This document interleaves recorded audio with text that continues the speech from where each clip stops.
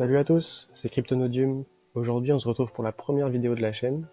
Et aujourd'hui, on va parler du Bitcoin, de son prix et de ma vision de pourquoi on a probablement posé le bottom sur Bitcoin. Alors, on va commencer en parlant des cycles et des halvings. Si vous êtes un petit peu dans le monde des crypto-monnaies, vous savez que Bitcoin a un halving tous les 4 ans environ, tous les 210 000 blocs en fait, mais c'est environ tous les 4 ans. Et on a pu remarquer que ces halvings avaient l'air de créer une certaine cyclicité dans le marché du Bitcoin. Vous pouvez voir ici, on a le premier halving en fin 2012, on a un run haussier qui démarre, ensuite on a une baisse, on a le halving, ensuite le prochain halving en 2016, en mi-2016, le run qui part. Pareil, ici, vous avez le halving et derrière, vous avez le marché qui part pour le run que vous avez peut-être connu. J'espère pour vous que vous n'êtes pas arrivé au top ici. Mais de toute manière, même si vous êtes arrivé au top ici, le but, ça va être de réfléchir ensemble et de commencer à se créer notre portefeuille au fur et à mesure des vidéos que vous verrez pour se préparer au cycle à venir et au prochain bull run. Alors, premièrement, on va analyser les cycles en termes de temps. Donc ici, vous voyez, on a un gros run ici. Vous avez le premier top qui se dessine ici, environ 1000 dollars, un petit peu plus. Ensuite, vous avez une grosse baisse de plus de 85% qui se termine 413 jours après. Vous avez le bottom qui est posé.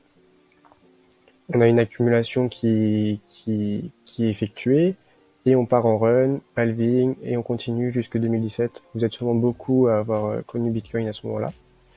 On est beaucoup à avoir souffert dans cette phase-là. Maintenant, le but, ça va être de se préparer à ces phases-là, et d'anticiper ces phases-là. Donc vous voyez ici, 413 jours de baisse, un peu plus de 1000 jours de hausse, 364 jours de baisse, un peu plus de 1000 jours de hausse, 392 jours de baisse, et peut-être qu'on se prépare à un peu plus de 1000 jours de hausse, ok? Maintenant, on va aller un petit peu plus dans la structure.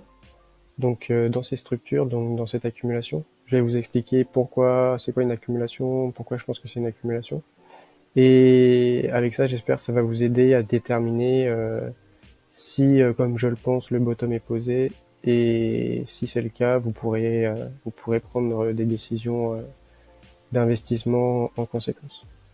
Mais évidemment, vous ferez votre propre avis. J'ai pas de boule de cristal, mais je vais vous donner mon avis et du coup, c'est parti. Je vais vous montrer ce que c'est les accumulations, les distributions selon Richard Wyckoff. Donc en fait, Richard Wyckoff, c'est un trader qui est né en 1873 et mort en 1934. À cette époque-là, il faut savoir que ça n'existait pas les graphiques comme on a sur TradingView, etc. Il y avait juste les cotations de marché tous les jours et grâce à ça, il arrivait à déterminer, à créer des graphiques. Ensuite, en analysant l'offre et la demande, les volumes, il a réussi à créer des sortes de schématiques et à théoriser ce qu'on appelle aujourd'hui la méthode Wyckoff. Donc, et ça va nous servir énormément. Donc maintenant, hop, je vais vous montrer de quelle schématique on parle. Donc il y a plusieurs schématiques, d'accumulation, de distribution, etc. Nous, on va se focaliser sur cette schématique. On va aller sur un graphique plus propre où il n'y a rien dessus. Donc voilà. Donc ici, vous avez le top de 2017. Là, hop. On voit qu'on est revenu dessus comme une sorte de support. On est passé un petit peu en dessous pour faire un petit peu peur à tout le monde. Et à quoi on peut réfléchir maintenant avec ça? Alors ici, donc vous voyez, on va se mettre un petit peu plus le graphe plus gros pour que vous voyez bien ce que je vais vous expliquer. Alors, hop, pardon, c'est pas ça que je voulais ouvrir, c'est ça. Donc là, qu'est-ce qu'on peut voir? Là, vous voyez, c'est une schématique d'accumulation, la troisième de Wyckoff. Et donc, si on réfléchit ensemble, on peut voir, on a l'impression de voir exactement la même chose, si vous regardez bien. Ici, on aurait donc l'EPS, la phase A, qui se termine au SC, ici. Le SC, c'est le Selling Climax. C'est là où il y a énormément de volume qui s'échange, il y a énormément de gens qui se font rect sur toutes les positions, en levier. Donc là, il y a énormément de gens qui se sont fait avoir.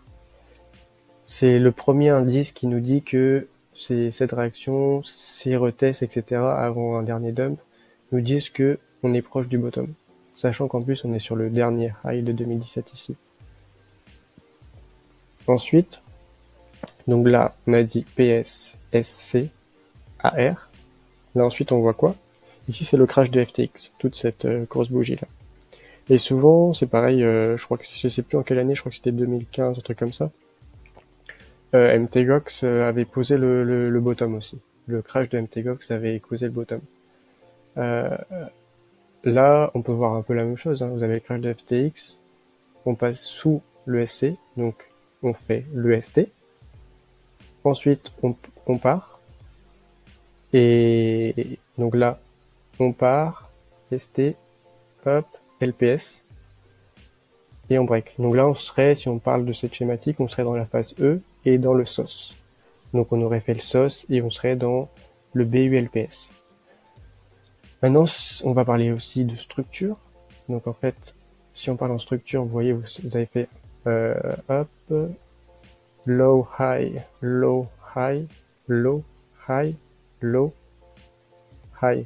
Break de structure ici. C'est très important ça. Ça nous caractérise le changement de tendance. Donc maintenant, à long terme, donc là on s'est tapé 1 an de baisse, et là à long terme on peut dire qu'on est haussier. Donc maintenant le but, de mon avis, hein, vous en tirez les conclusions que vous souhaitez, mon but à moi ça va être de trouver des entrées pour profiter d'un marché aussi à long terme. C'est à long terme, je parle de jusqu'à 2024-2025. Si on continue de parler des cycles, ok. Donc là, à quoi on peut réfléchir? Là, si on reprend notre graphique, on disait que on aurait fait le SOS et on serait dans le BULPS. Donc maintenant, où est-ce qu'on pourrait réfléchir à acheter? Donc là, on va aller un petit peu plus dans la structure. On va noter cette demand zone. Si vous savez pas ce que c'est les demand zones, les supply zones, les order blocks, les imbalances, etc., n'hésitez pas à nous le dire en commentaire et peut-être, si ça vous intéresse, on fera des vidéos pour vous expliquer un petit peu plus les concepts d'accumulation, de distribution, de smart money concept, etc. On va aller en daily, ok? Donc voilà. Alors là, qu'est-ce qui se passe en daily? Donc là, en daily, on peut voir que du coup, on a break cette structure très importante. C'était notre high majeur qui était protégé et qui s'est fait break. Donc maintenant, on est haussier. On a cette demande donc qu'on a pris en weekly. Donc vous voyez, donc c'est le low qui a pris la liquidité de ces lots. Et donc il y a ici, vous voyez, on a un run haussier. Hop, excusez-moi. Donc on est parti, on est reparti comme ça. Et là, on est venu, là c'est pour faire un peu peur à tout le monde, donc on a dit que c'était notre LPSY. On prend la liquidité d'un peu tout le monde, et on repart. Et là, on est un petit peu en train de faire la même chose en fait. Vous voyez, high, low, on passe sous ce low. Les gens qui font que de la structure pensent qu'on est baissier. Nous, en smart money, c'est ce qu'on appelle un complexe pullback. Comme j'ai dit, si ça vous intéresse, toutes ces choses, n'hésitez pas à nous le dire et on l'expliquera dans d'autres vidéos. Là, le but, c'est d'analyser Bitcoin et de réfléchir à comment on peut rentrer à risque limité. Donc ici, on avait notre demande weekly.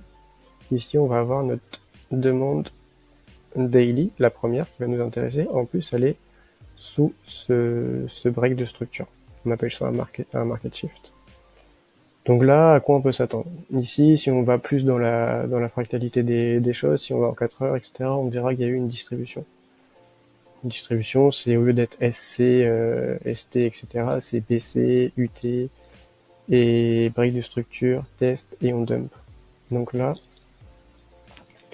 on peut s'attendre à venir chercher cette liquidité au minimum. Donc on aura probablement quelque chose qui va se passer comme ceci. Donc là, vous voyez peut-être un comme ça, hop, on vient là, hop, hop, hop, ok. Et on peut avoir la même chose qui se passe ici, dans cette demande. Ça peut être aussi une liquidité à prendre. Mais ce qu'il faut comprendre, c'est que on n'aura probablement pas de reprise du marché haussier avant d'atteindre au minimum cette zone ou, hop, ou cette zone, ok? Et donc, le but après, vous, si vous voulez rentrer, ça va être dans vos demandes, donc dans vos order blocks, ça va être de voir des structures un petit peu similaires à ce qu'on a vu ici en long terme. C'est-à-dire arrêt de tendance, break de structure, et on rentre sur le LPSY. Là, c'est un petit peu pareil, on veut voir quelque chose comme ça, arrêt de tendance, prise de liquidité, break de structure, et on rentre sur le LPSY, ok? Donc voilà. Ensuite, donc voilà, là on a un petit peu parlé de ce qui peut se passer à moyen terme, on va dire. Je repars un petit peu plus long. Et du coup, si on a raison, à quoi on peut s'attendre sur du un peu plus long terme en réfléchissant avec les cycles. Donc on a dit que hop, le halving de Bitcoin, le prochain, c'était environ pour mai 2024. Bah, qu'est-ce qui se passe? On a vu que Bitcoin avait tendance à faire son bottom un petit peu avant, à run haussier et à retracer. Ça, ce gros retracement ici du Covid, c'est pas quelque chose d'automatique de baisser autant. C'est vraiment les signaux noirs qui permettent de faire ces grosses baisses. Ici, vous voyez, par exemple, on a eu des baisses, vous voyez, mais une fois que le bottom était posé, c'était quand même très, très haussier, vous voyez. Donc, on va avoir quelque chose soit comme ceci, soit comme ceci avec un gros retracement. Ça, c'est très difficile à prévoir. Mais le but, c'est qu'en attendant, le but, ça va être de profiter de cette première partie de run au minimum et de garder quelques positions au cas où il n'y ait pas de gros retracement comme ça. Donc, à quoi on va s'attendre? Bah, là, on a dit qu'on s'attendait à un retracement, quelque chose comme ça. Et nous, le but, ça va être de profiter pour un truc qui va se passer environ jusqu'ici, voire jusqu'ici. Au maximum, un truc qui ira un peu plus haut que ça, et hop, on dumpera. Mais ici, il faudra faire attention, et moi, je prendrai pas mal de bénéfices ici. Ici, je vais essayer de me trouver une entrée pour profiter de la suite du run aussi que je vois. Ok. Donc maintenant qu'on a dit ça, excusez-moi, hop, maintenant qu'on a dit ça, je vais enlever le log, hop, voilà. Maintenant qu'on a dit ça, on va passer en daily, voilà. Et à quoi on peut s'attendre pour la suite? On va faire un petit dessin assez simple. Donc là, on a dit qu'on attendait quelque chose qui revient, on va dire, environ ici. Hop, on attend quelque chose comme ça. Pour aller chercher environ ici, hop. Et nous, après, on va s'attendre à quelque chose qui va peut-être retracer comme ceci, pour ensuite aller faire des plus hauts à plus de 100 000 $. Ok? Donc voilà. Ça, c'est grosso modo, c'est le plan long terme. Ça va être ça. Ok? Donc voilà, j'espère que cette petite première vidéo vous aura plu. Et n'hésitez pas à nous faire un retour. Et on va essayer de vous apporter de la plus-value. Voilà, vous avez les liens de nos réseaux dans la description. N'hésitez pas à vous abonner pour donner un peu de force et à partager.